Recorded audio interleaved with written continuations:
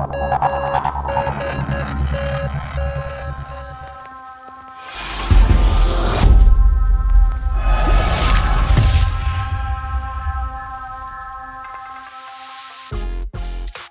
guys, I'm Si. Welcome to Ace Podcast Nation. We're back here for another episode, a special episode today as we start our mini-series looking into the World Cup, talking a bit of Wales, Welsh football, and I'm sure we'll talk about this gentleman's podcast as well. But I'm delighted to be joined by Russell Todd from Podcast Pêl-droed. How are you, mate? I'm very well, thank you for the invitation. It's nice to be here. Yeah, I'm looking forward to it. I've been looking forward to it. I was interested, your podcast has been going quite a while, hasn't it? It has. 2014 we started. Almost ahead of the curve. Yeah, so if you look at, if you're particularly nerdy about this sort of stuff, podcasts kind of began to gain a little bit of cachet initially, late 2000s. If you think about Ricky Gervais, Stephen Merchant, that Radio 5 thing, Radio 6 music thing, and then they kind of dipped, and I think we were probably just as it was as a bit of an upturn, I think. Quite simply because I was into listening to podcasts, and the usual ones probably everybody did. So Mark Kermode, Simon Mayo films, that kind of thing. Wanted to see if there's anything around Welsh football, and I really couldn't find much. And my background is community work, which, you know, when you're working in communities, particularly socially disadvantaged ones, they're usually lacking quite a lot in terms of maybe infrastructure, apparatus, skills, capacity. And what is all that about? It's just getting on and doing it yourself. So I thought, well, apply those principles to this.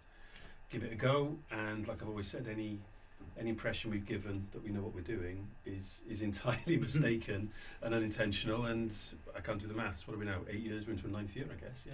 Yeah, that's quite a long time. But you're right.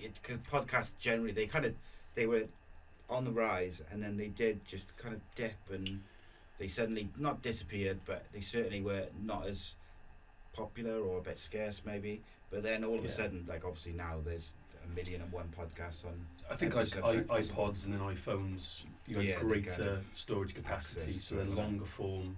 Anyone's listening to, for example, Entertainment with Mark Kermode and that, they can be maybe a couple of hours long, and there's lots of those true crime ones now with really long form. You've now got the storage capacity on your phones, in your pockets, and so we don't go on that long. No. I tend to try and stick to about an hour to 70 minutes, and then that's about my limit. I have done, but we did a couple. I used to do a live one on a Monday night with Andy Campbell, and we used to have a different footballer on each week. So we'd spend like sort of an hour to an hour and 20 minutes talking to them, and then we'd have another sort of half hour talking about the games or whatever or the weekend. And it can get a bit exhausted, and you can almost get tired of your own voice. But it was popular. Not as tired as other people get of it, I'm sure. That's it. Yeah, I think it depends on the topic. So if you're reviewing a game, say for example last year we were tending to have maybe 3 games in like an 8-day period. Yeah. So your international window was 3 games. But by the time you've actually got round to maybe, if you haven't had the opportunity to record in the middle of that window and it comes at the end, the first game was actually, it's already been discussed. It's on Facebook, it's on social media. Obviously, mainstream kind of media has covered it. So actually, is there much point going back over it? So we tend to find that we don't want to spend too long reviewing games because it's kind of out there. I personally always find the most interesting ones being those ones that give you an opportunity to use football as a medium almost to discuss other things. So that could be aspects of society, identity, language, heritage of the game. We did one with Laura McAllister not so long ago, just 2 of us from the gang, Leon and I, and we prepped perhaps a bit more than we usually would because Laura's Laura McAllister. I think that probably did go on for about an hour and a half, possibly longer. I think somebody like that, people are generally speaking, interested in listening to and are quite prepared to kind of go with that. But then we did one around reviewing the Toshak years. I think we ended up having to split that into 3 episodes because that would have just been like too long. Ben all in one. Yeah, it's just far too long all in one. Yeah. It's interesting because I spend more time now listening to podcasts or watching things on the internet. I don't even watch live TV anymore really. The only live TV I tend to watch is if I watch football or cricket. Yeah, likewise. It's strange how the world has kind of almost moved on a bit from TV, but like I very rarely will listen to the radio in the car. If there's no football on or anything like that, I tend to put a podcast on in the car, and I spend my life either recording or listening to podcasts by the sounds of it. I found when we started, my listening to them practically fell off a cliff because it was that experience of kind of listening to people speaking, albeit it's yourselves and you're doing the editing thing. I then wanted to like listen to something else. I didn't want to listen to more people talking. I think I've kind of come through that now, and I've found some really, really good. And I think, again, the podcast scene has just exploded, particularly during lockdown. I mean, you look at, you got things like, Radar that traditionally covers radio listenership statistics. They now cover podcasts. Okay. And I read a stat that said during the first lockdown, or the first few months of lockdown, in the UK, it's just the UK, it's in globally, they reckon there was 1 million new podcast episodes out there. So that could be one podcast doing 20 episodes, don't get me wrong. That's an awful lot of listening. And the quality varies, clearly, but the breadth of topics varies. And I think what's important, if you look at it from a kind of like through a like a community media prism, then is actually there's a diversity of voices there now. So there's a lot more. It's not just kind of like middle-aged white guys. Yeah, you see, feeling a little bit uneasy. But there's other voices out there doing it, and that's important. That really is important. So. Yeah, jump in here a bit. Just noticed you. I'll move over a block. Don't want to cut you off, do we? I think obviously with lockdown and things like that, you had people were trying to keep sane, and they were trying to find things to do, and ultimately Zoom and Skype and things like this made it easy to do podcasts. And I think, I dare say, I would be interested to hear the percentage of people who then dropped off when real life, when you went back to work and all the rest of it. Yeah, perhaps. I guess a lot of people do listen to on the commute, for example. Yeah. So I think if anything, I think there is an old adage to it. If it's good, people will listen to it and will stick with it. That's not to say that every episode is the same. We, because of just life, work, kids, you name it, we have a core of, we just kind of added Hugh Davis, who'd guested a few times. Hugh's kind of like joined the team, if you like, officially. But we tend to kind of look for a minimum of 2 of that kind of 5 or 6 of us involved, or who have been involved over the years. I don't think we've ever had everybody on, maybe once or twice, possibly during the Euros, one of the big ones we might have done. But it tends to be just a question about who's available, who hasn't got a work obligation. So Gaz, for example, is a teacher in Cathays High. Start of a new term is chaos. So we know not to lean too much on him. So it's very organic. And we make no bones about it. It is us just talking as we would down the pub or on the way to a game or whatever it might be. But I think there lies perhaps its appeal. But we're not afraid to sort of shy away from certain sort of harder topics or to call things out if we think it's deserving of that. We tend to reject that kind of, what you tend to get is that kind of like that kind of banter in inverted commas type thing. And tabloid, I think, is the word I prefer. We tend to reject that. But at the same time, you're not going to please everybody all of the time. But listenership keeps going up. Gaining new followers on Twitter, things like that. So I think we'll keep doing it until we're either, told in no uncertain terms we're not to do it, or we get renditioned off somewhere, or I don't know. Maybe we just think it's come to a natural conclusion. But we've had a couple of little breaks along the way. But we're now getting to World Cups and things. So when we started in 2014, we'd just been. We'd come off the back of a campaign where we lost an aggregate and the 2 legs to Serbia 9-1. I mean, we weren't jumping on the glory train by any means. No. It was a very deserted train, and its destination wasn't Glory Town or whatever it was. It was, it was painful on occasions, but. But in fairness, being Welsh is painful from football point of view over the years. Indeed, sports fan. Yeah, generally, because the depth can be very deep. But then it's like anything, the highs and the good times aren't as enjoyable if you haven't had those bad times. So I'd like to think we've been proportionate. I guess we've been proportionate. We don't expect people to agree with us, and we get a lot of pushback on things, often on social media, and that's fine. We encourage debate. Debate is healthy, but I do like to think that over the years we've been proportionate and fair. Far more often than not.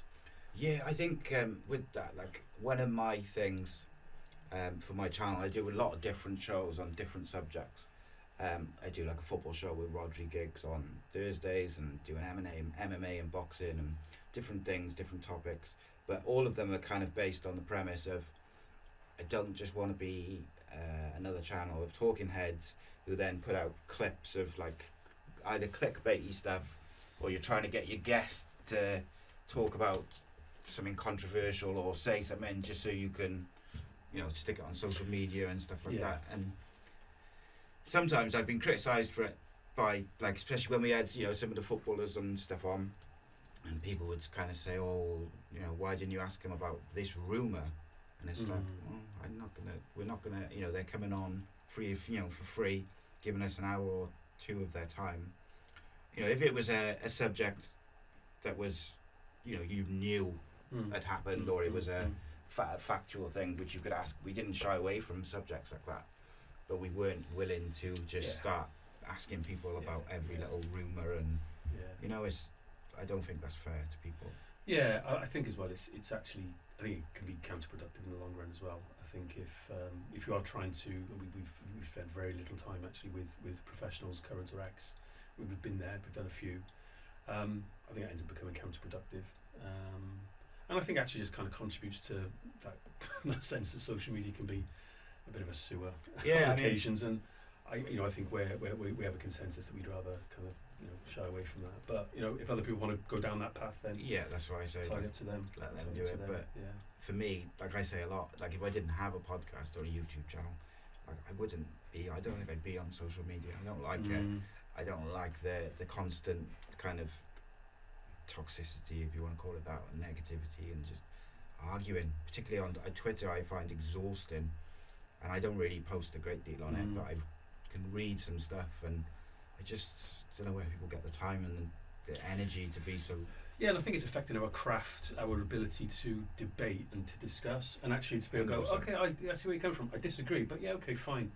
That ability to kind of respect other kind of positions on something, and there's some things, I guess, it's a lost art, I think that is. Yeah, I think really do. I think it is. I think lockdown to a certain extent perhaps aggravated it, because it kind of enforced, it moved so much stuff, like you said, onto Zoom, onto online. But then by the same token, I went down and watched my daughter play football in Port Talbot the other week, and put just a message out to a lad I've got to know simply through kind of football in circles. Met I think only once, maybe twice ever, but said, listen, I'm down in Port Talbot, I know that's your neck of the woods. So you kind of came over. So you can convert like those online friendships into, or those connections into, something more meaningful. 100%. And and the podcast has helped with that. So you met people at kind of independence marches who come over, and they recognise you, or they recognise the voice, or they see the badge if we're wearing a badge at a game or something. They come over and converted a lot of things like that. I mean, somebody came up to me in Cardiff Market once and sort of said, "Wow, it's weird seeing you speak, not just hearing you speak," and that was weird. Yeah, that was weird.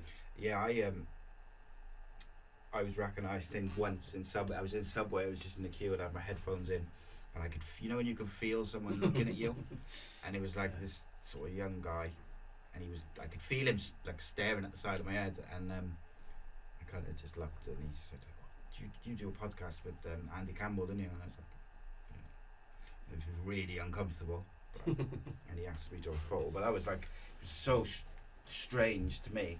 But obviously, like, Andy's very popular in Cardiff, and it's down in folklore, so yeah. It kind of came with the territory and that. But one of the things which I've always wanted to do with all my shows is I want them to be natural. So whether we were talking to footballers or fighters or politicians or all rappers and all the different people who I've had the pleasure of speaking to, is I just want it to be a conversation, and where it goes, it goes.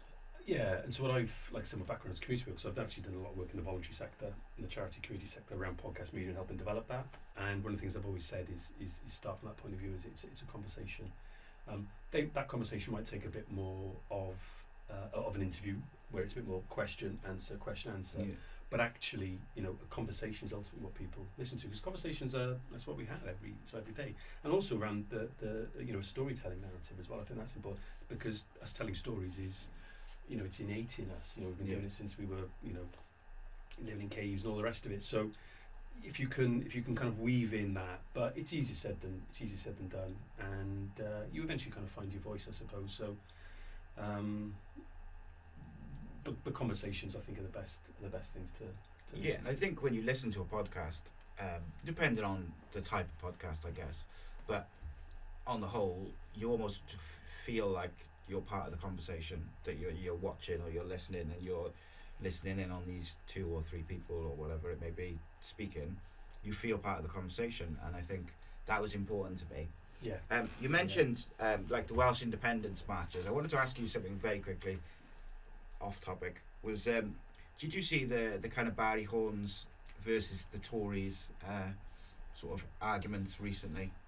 It was hard not to. Yeah. What did you make of that? I guess there's a certain politicking taking place. I think if we look at, so I'll kind of zoom out a little bit, look at this kind of bit more of a panorama. Going back to those days when we were getting pumped by Serbia 6-1, dark days. The crowds were low. They were low before that as well in the Millennium Stadium, things like that. Actually, that thing that we now call the Red Wall, which I think is a cultural, social, political institution, okay? Debauched and a bit drunken on away games, and it's good fun and it's all the rest of it, but it is an institution. It's an expression of something, right? It might mean different things to different people. One of the building blocks of that is the Barry Horns, right? Without any question, in my mind. And I think partly because of that, they've become a voice piece for a range of different things, for that matter. I can remember when the old Dempsey's pub opposite the castle wouldn't put a football game on, because I think they were showing Uruguay versus England in the Rugby World Cup. Okay, now I'm sure there were some English rugby fans in the pub, and they are in Cardiff. Maybe some Uruguayan rugby fans in there.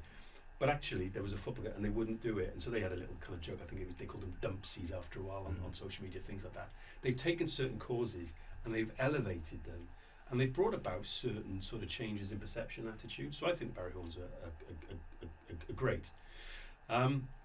So I can understand kind of going zooming back in, so that legacy, that impact, I think is has been felt, continues to be felt. To the extent that actually sometimes I don't hear them in the games. And that was always their mission, was to not really be needy. You almost they do themselves out of a job in terms of the noise and the atmosphere in the ground, and I think they've largely done that. I still want them there though, but them now being recognised, almost kind of being patronised by Welsh government, by having Welsh government public money, does bring with it certain pressures and obviously requirements in terms of the public money. They've said, the Welsh Conservatives have said that it's a non-partisan, it's a partisan use of public money. But then I have no doubt that they will be, all politicians from all persuasions will be accepting hospitality off the back of the World Cup as well. So that we all know what goes on in the course of lobbying, and I think it's a little bit of pot calling the kettle black. Yeah, I find it quite hypocritical, I've got to be honest. I think it's actually longer term counterproductive, and I've seen a couple of people who are more minded towards their side of politics by saying, actually, why are you picking a fight with one of the most popular sort of social media accounts, and like I said, and elements of this really positive, constructive, successful, fun institution, this cultural expression of Welsh identity. Why pick a fight with that? It's a very strange route to go, isn't it? I mean, absolutely. Like, I think football fans generally are still not very popular with the outside world in terms of, and look, in some ways I get it from the 80s, 90s, early 2000s. I get it. I get why people have got a certain perception of football fans, but like, you only have to go to a Wales game to realise that's not.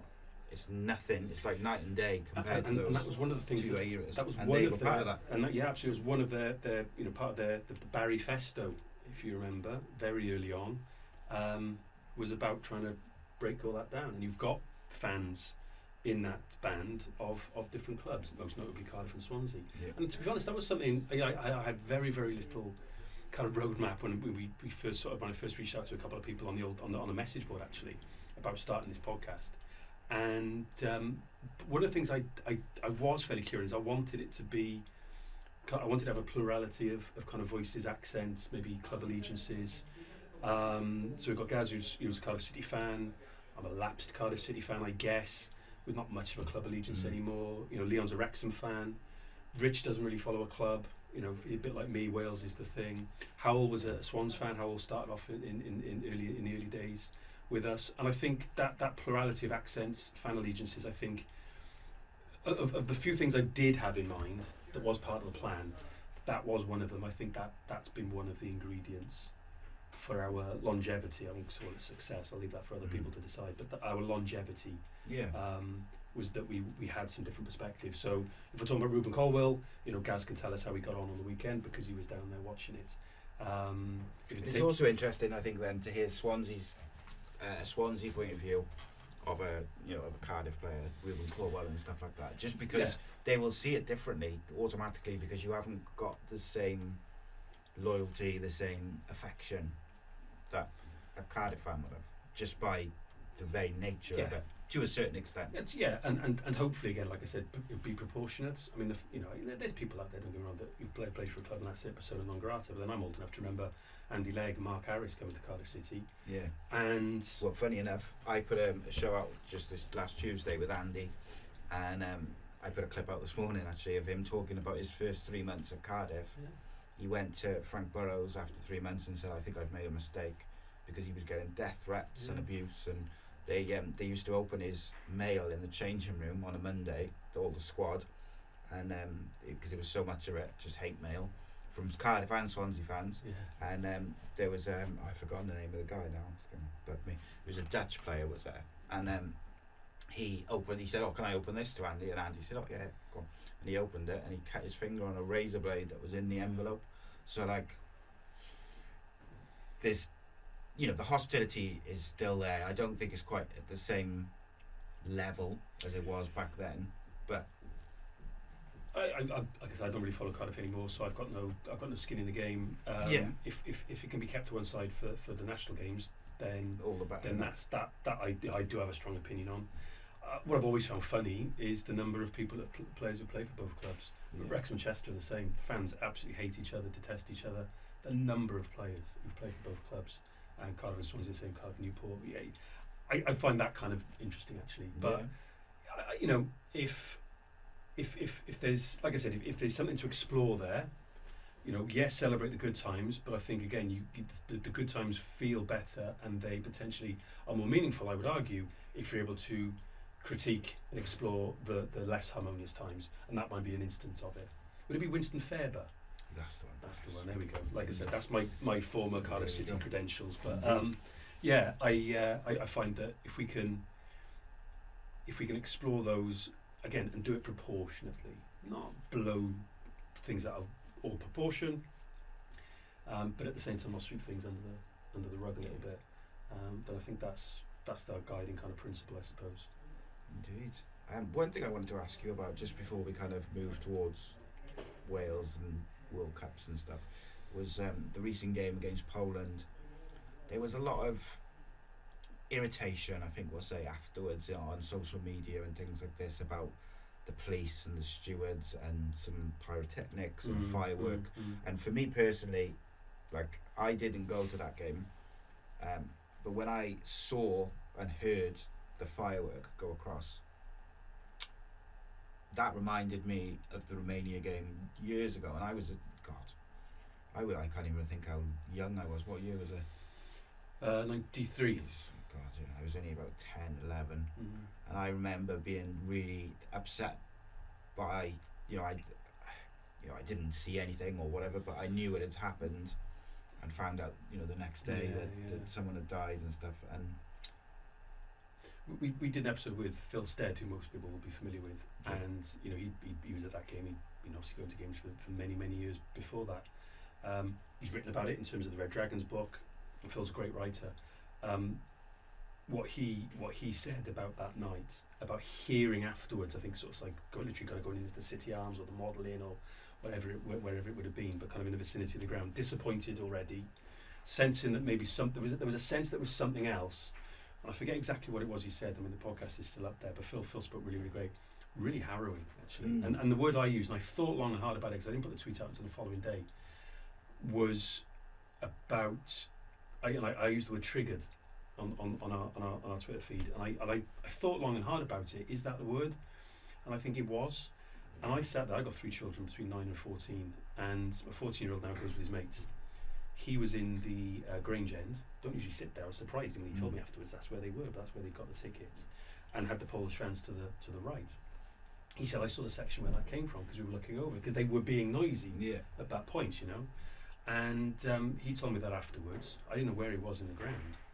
My daughter was sitting a couple of rows behind, just because there was a bit of a ticketing issue. I had my 9-year-old next to me.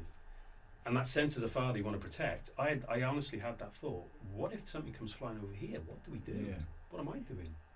And I found it triggering, and I'm feeling it triggering now.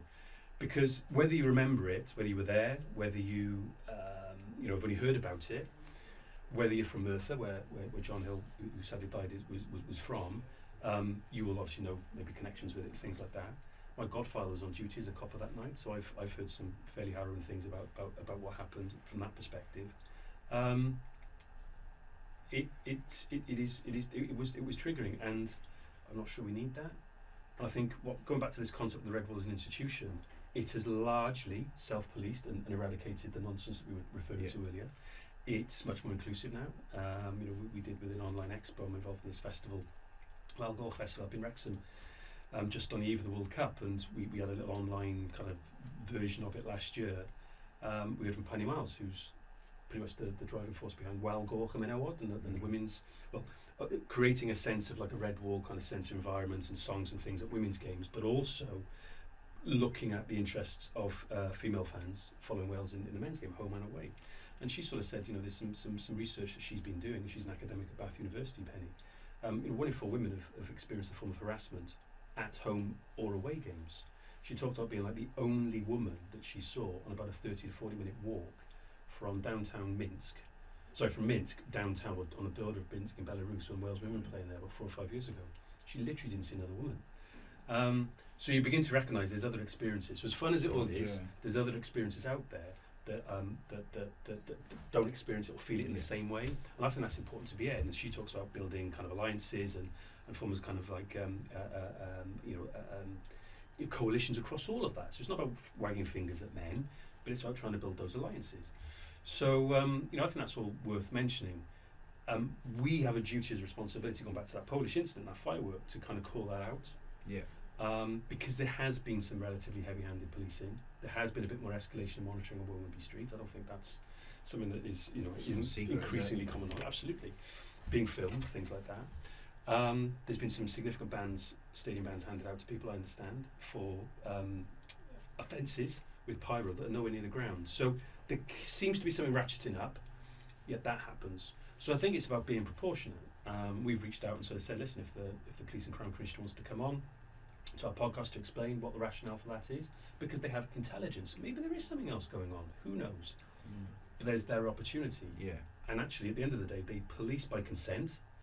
And I would like to think that if they wanted to engage with fans and build up and continue, I suppose, what is already a fairly good constructive relationship with police in terms of away games and things like that, then they should use forums like ours, like this. Come in and explain what the rationale is. 100%. If they don't, then I think fans can understandably, possibly even justifiably, form their own conclusions, and I think that becomes a potential slippery slope then into rumour, conjecture, conspiracy theory, and lack of communication just causes more issues. Absolutely. And to be fair to FAW, Noel Mooney had kind of gone out on his socials and sort of done that. So hopefully something will happen. But that was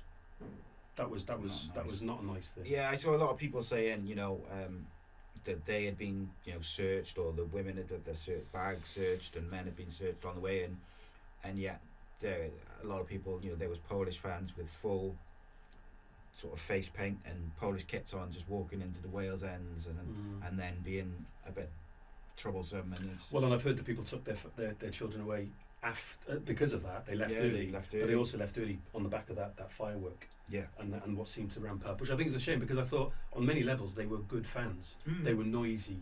Okay, and we said this on the last episode. Okay, fine, they sang through the anthem. My response to that is you sing louder. Yeah, and that's a bit of the rough and tumble. I remember Northern Ireland fans in the Millennium Stadium in 03 or 04. God Save the Queen, and deafening boos, and the PA just sort of turned it up even louder, and got showered with coins then for our anthem. But I'm not saying we go back to that, but you want your away fans to bring a little bit. Isn't that part of the football? Yeah, I think you need a bit of not animosity, but a bit of back and forth and a bit of rivalry is fine. Rivalry is absolutely fine. And I think also I don't have a problem with opposing fans booing the Welsh national anthem at all. It's not their national anthem. For the 90 minutes, we're effectively their enemy, and then it's done and dusted. Well, win, lose or draw, and that's it. And I don't have a problem with that. And I don't really understand the kind of point of view of where people get very upset about it. But I also am older and wiser than when a long time ago, where I would have probably criticised those people for because I didn't understand it. Just because it doesn't bother me and I don't see the problem with it doesn't mean that other people might. There's a Belgian poet and writer author called I think it's Jean-Philippe Trousson is his surname. I think it was Jean-Pierre Trousson, and massive football fan, and he talks about the 90 minutes of football being a period of time where he regresses intellectually in terms of maturity, and that's okay. If you leave it there at the end, then that's kind of okay. And he's quite unashamed in that. And I think actually booing people and that kind of thing actually is a form of regression. And it's okay. It can be quite cathartic to do that. Yeah. I guess if it's carrying on afterwards and on social media, then I get. But Trousson talks about that and says it's kind of okay. Yeah. And there's almost an element of chauvinism in it. And the point is, this is about different countries competing. So when people sort of say, keep politics out of sport, keep politics out of football, it's inherently political. It was set up because of politics. The only reason we have men and increasingly women, but men at the time, running around recreation grounds chasing a ball is because there was a middle class landed Victorian gentry that wanted to be entertained. And they had spare time and they had the money to be able to then pay these people and then corrupt them by paying them because of professionalism. So you look at the social history of it, it's inherently political. Yeah. So anyone that wants difficult to get away from it, isn't it? It's not, and I think what's suspicious, so then you look at things like, for example, go back to the Barry Huns and the Welsh Tories. Anyone who's telling you to keep it out of politics, to keep politics out of sport or sport out of politics, actually would have no qualms in putting politics, throwing it in, if it was to suit their own ends. Yeah. Or even more sort of mendaciously, they're asking you to take it out because they're doing this over here and they don't want you to see, they want you to turn a blind eye. So I always find that incredibly naive. Yes. Going back to the policing thing just quickly, one thing which Cardiff did very well to move away from kind of the dark days, for lack of a better term, I forget the gentleman's name. There was a police officer who worked with the club, Simon something I think his name was. Seoul. That's right. Yeah. And he did tremendous work to kind of almost fix the relationship between the police and Cardiff fans to a certain degree. I dare say there's not a lot of love lost sometimes, but I think some of that comes down to how football fans are treated on match days and things like that. Yeah. And I think it's probably worse on a club level than it is internationally, I think. But I think Wales. What my point was, I think if Wales look at the improvements that were made, like Cardiff went from the Soul Crew and having a lot of issues with that sort of thing to being Family Club of the Year, I think a few times, pretty quickly. And I think a big part of that was working with the police instead of the police coming in and telling fans or the club what they're going to do. I know that there's got to be a certain level of, we need you to do this and that and things like this for safety. But it's about building alliances, building coalitions. If I was teaching some, student community workers here, that's what you talk about. It's about building alliances, building coalitions, speaking to people, coming at people on their level, in terms of how you speak, how you dress, where you meet, the terms of those meetings, those sorts of things. And and Simon was incredibly instrumental. I think you're right to kind of to single him out. I mean, I'm sure there were other people, and he's not working No, he's not doing it alone, I'm no, sure. he's doing it within a kind of strategic context within the police. It's kind of the face of it, I guess. Yeah, but also a lot of there would have been a lot of his personality and his kind of commitment to that role and whatever it is that he wanted to achieve. There was a large factor and a driving force in its success, without any question. Absolutely. So yeah. Yeah, I just hope it doesn't become a wider issue, because I found it, like, Wales inherently over the last couple of years, or last few, probably longer than that, the atmosphere has been so good and so positive between fans and kind of the Welsh FA, even as the relationships have kind of improved over recent times. And it would be a shame if this was kind of the start of a bit of a breakdown in that relationship. Yeah, I don't think it will be, because I think people like Noel Mooney are so good at what they do, but also they've got their ear to the ground in terms of what's going on with fans, or where fans are kind of are. Yeah. And communication is better, because that's the thing, again, going back to Simon. If something can't happen, explain why. It comes back to what I was saying about things like the surveillance on Woolsey Street. Well, why? Why is that? Yeah. Why are there cameras being pointed at people's faces when they're just having a few beers before they go down? Yeah, and why that bit? Because there's a certain, going back to the independence thing, there is a certain kind of a vocal majority, if you like, or vocal constituency who congregate there to have a certain view politically about Wales.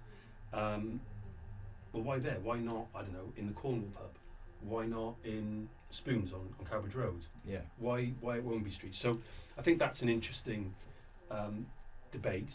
So it becomes like, is that what you say, communication? Communication, And absolutely. the FAW are much better at communicating these days. I think in terms of North Wales as well, and I talk about Wrexham Chester, because they were still having bubble games until recently, possibly still do, I don't know. Well, they don't play each other much anymore. But Avon Jones, who was the Police and Crime Commissioner for North Wales, and a massive Wrexham Wales fan himself, Avon did a lot of good, I think, in terms of putting pressure onto North Wales about that there are other ways we can do this. Well, and Cheshire Police as well, I guess. So, it's not that it can't be done. No, absolutely. I guess ultimately it is possible. It's about where there's political will, like with so many things in life. Yeah, I mean, on terms of communication, Cardiff could do with communicating why they sacked their manager out of the blue, but that's another story. Yeah. So we're in October. The World Cup is 6 weeks away. Wales are finally there, and trust Wales to get to the World Cup, which no one wants to go to. But I mean, it's an odd one, and like, I do feel like there's a lot of people who are almost walking around on eggshells in that they don't want to be too vocal in their criticism of the World Cup, and I don't think people. This is my view of it, and I don't think people who are being critical of it are being critical of the people of Qatar.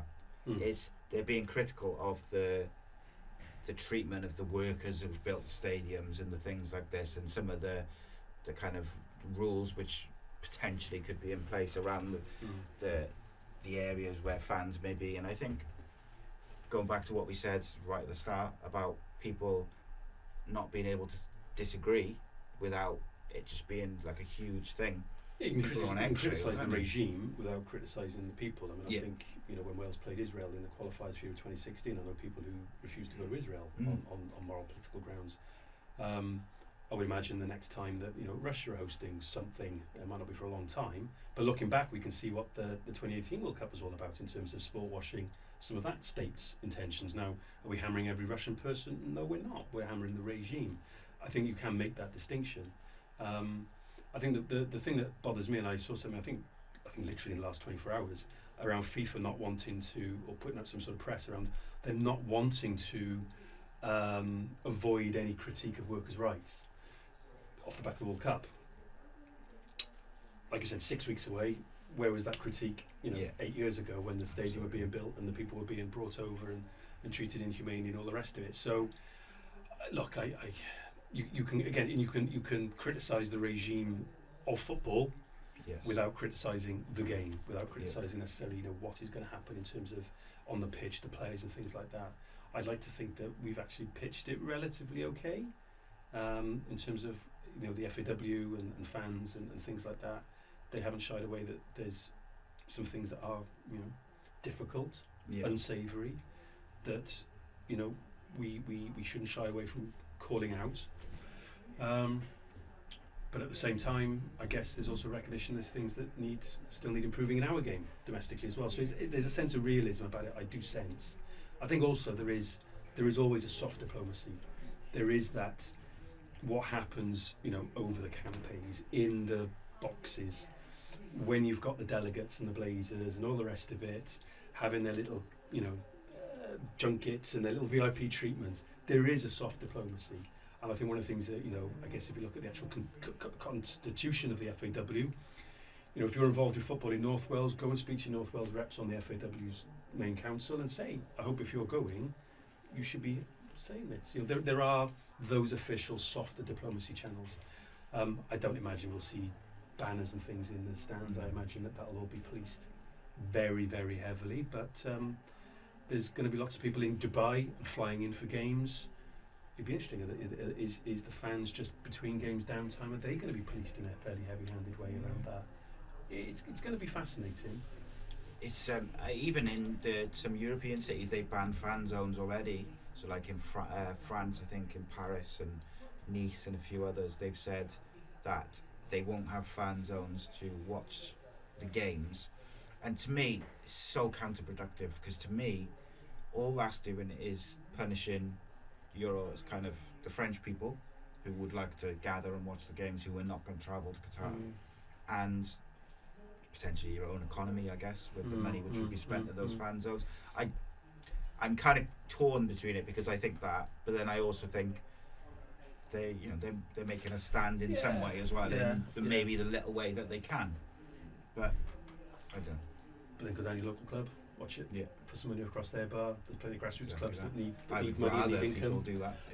Go to your local pub or your local sports club. Personally, fan zones don't particularly push my buttons, but I recognise they do for a lot of people, and that's fine. But there's lots of pubs need the trade. Look at what's coming this winter in terms of cost of living and heating and utility prices. The pubs are going to need all the help they can get. Clubs certainly. So I personally, that would be my preference. But like I said, people pay their money and they make the choice. But I think it's going to be great. The thing is, I was driving over here, I was thinking of Joe Allen or Aaron Ramsey or Ruben Cole or Ben Davis. Big picture of Ben Davis just out the door there, isn't it? At a press conference, like we've seen at the last 2 Euros, S4C will be there, or Welsh medium, so other broadcasters, Radio Cymru, asking a question in Welsh of Ben Davis, Aaron Ramsey, whoever, and you've literally got the eyes of the world is going to hear this language. I honestly wonder whether Welsh has ever had the level of profile and prominence that it is about to get. Yeah. Maybe Richard Burton on the Dick Cavett show saying something about when he's reminiscing, going back and seeing his dad in Pont Rhydyfen or something. Possibly. But I still think this dwarfs it. Yeah, I think that is just insane. I can't get my head around it. In terms of media as well, like the amount, because of social media and things, the way media travels, the internet and things, the way media travels in this day and age compared to Richard Burton back then is very different, isn't it? Well, it is, and instantly football's different. But there's probably an argument that says that that was Freudian. Richard Burton is possibly the most famous Welsh person of the 20th century. Yeah, absolutely. Gareth Bale can't be getting too far off, hence the Freudian slip. I think but players like Ramsey, Ben Davis at Spurs, for example, played under Conte, played in Champions Leagues and finals. They have a certain level of profile as well. For them to be able to speak Welsh, and for some of that content maybe to be then subtitled in, I don't know, a language that's being broadcast back to Senegal are playing there, aren't they, in the tournament? Chile, Uruguay, Wow, incredible, isn't it? Wow, I really actually don't think we've fully thought this through, quite how big it could be. Yeah, it's and I think if anything, the viewing figures for this World Cup, I think, will be higher than previous World Cups. I've just got a feeling. I think less people are going to travel to it and the areas around it. So in past World Cups, Euros, you have obviously people travel to watch and they stay in the countries and stuff like that. But you also get a large contingent who will travel and just stay in the areas around the stadiums.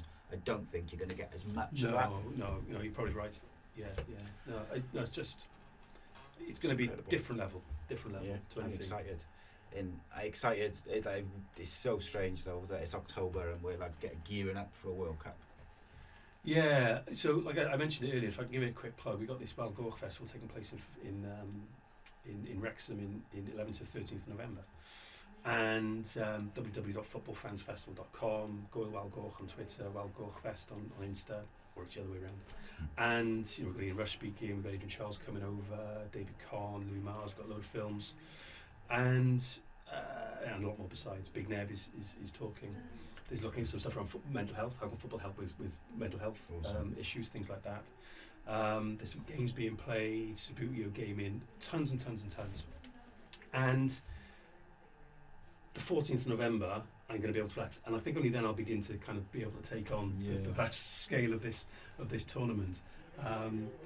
It's going to be incredible. And when we're talking about, I don't know, so one of the films we've got is a film by Louis Mars called it's about the Croatia team getting to the 1998. Well, they were semi-finals. They came third in that 98 tournament, and having been in the grip of civil war only 4 or 5 years earlier.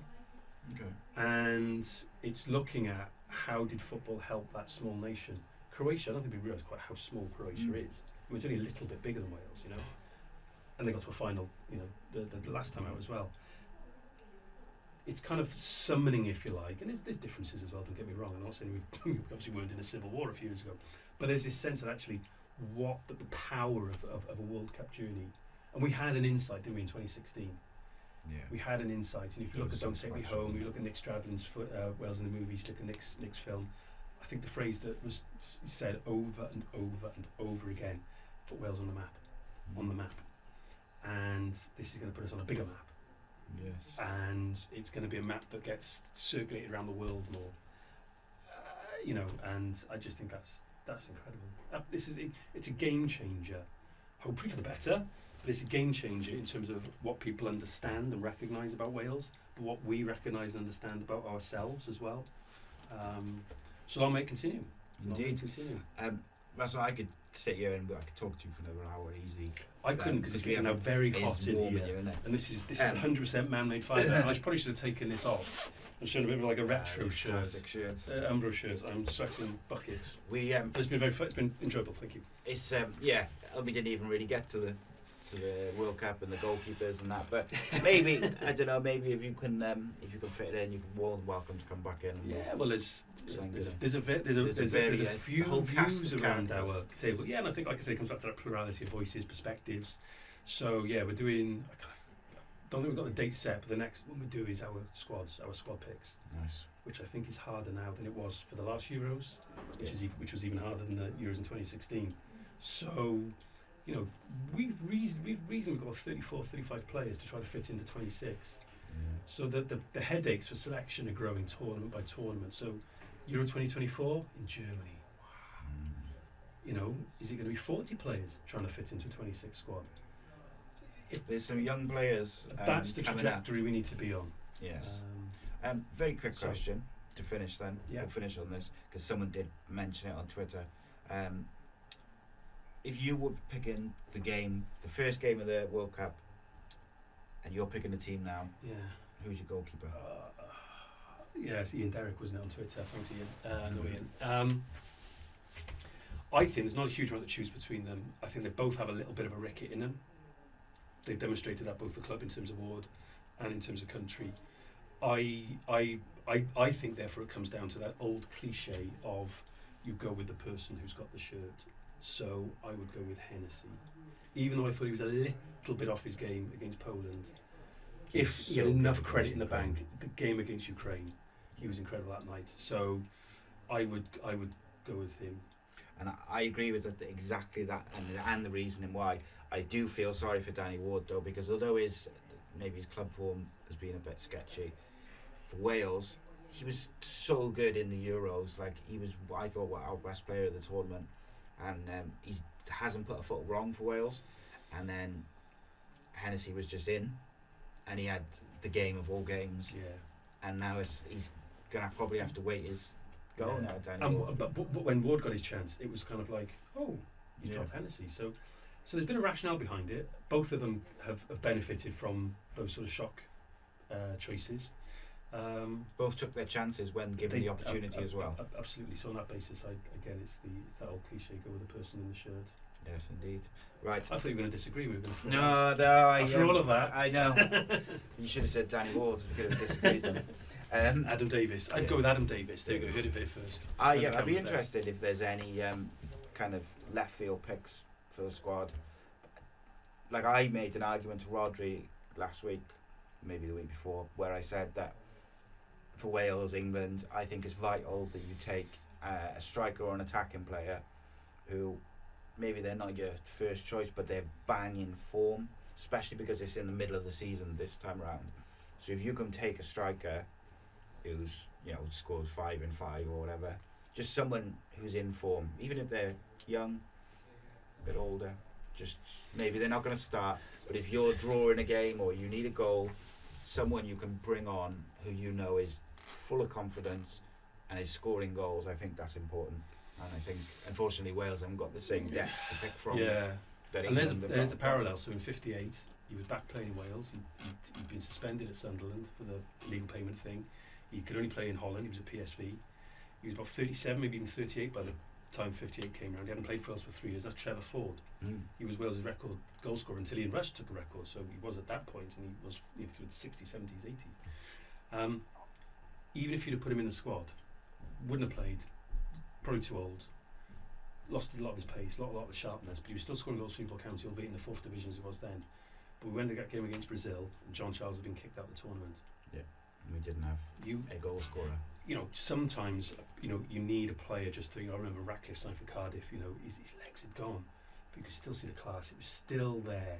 And sometimes, you can just chuck somebody in, and they can just roll back the clock. I remember Jari Lippmanen against us. What was the phrase? He stood us ragged. Yeah. He barely moved, and he dictated the game. Around, class is still class. Makes you wonder. So there's an argument. There's an argument for somebody whose role is very specific, in a very specific context, particularly in the 26. So my bolter would be Michael Sheen. Just simply to fire people up. There, officially name him in the squad. Just to have him there. And team talks. Yeah, I don't disagree with that whatsoever. Russell, it's been an absolute pleasure, mate. No, likewise. Cheers. Thank you. Yeah.